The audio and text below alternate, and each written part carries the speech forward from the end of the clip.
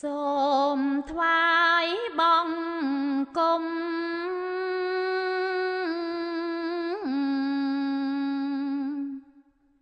ព្រះសា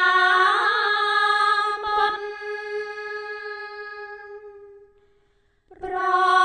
សើរបំផុតក្នុងលោកជាគ្រូនៃមនុស្សនិងទេវតា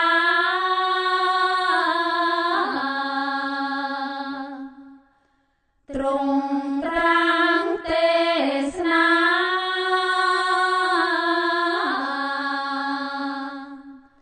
ប្រដៅសត្វ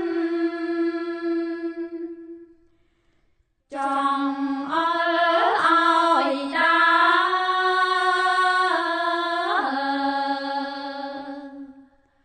ផ្លូវកណ្ដាមាគ៌ាត្រកាអាចកំចាត់ទុំភ័យចង្រៃឲ្យចាយបាត់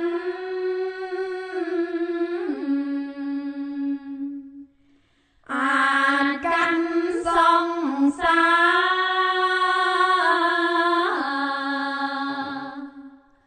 ររាំងទុំបានសាសនាព្រះអង្គ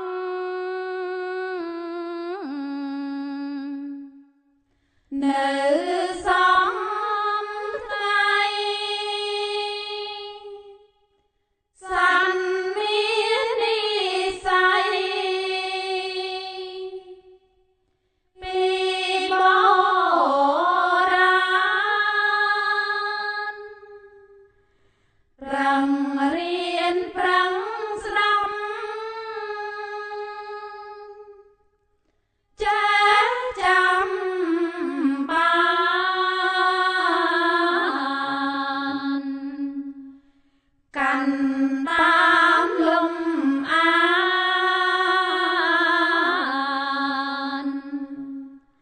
បានក្ដីសុខ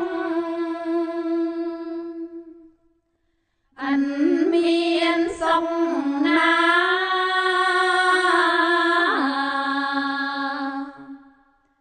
ស្មើក្ដីស្ងប់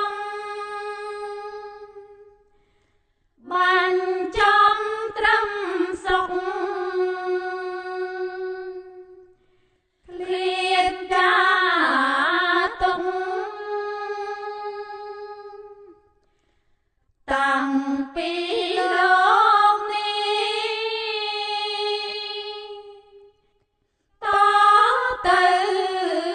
មុខ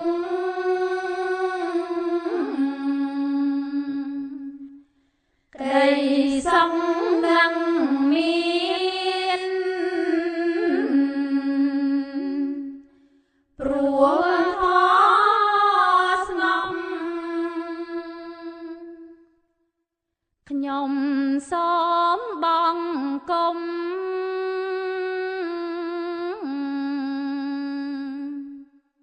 ពួងព្រះធម៌ព្រះសង្ឃបវរ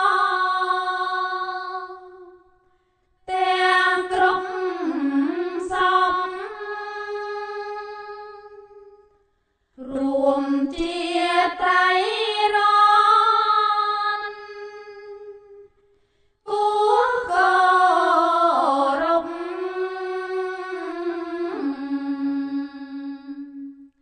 ជាម្លំត្រជាំង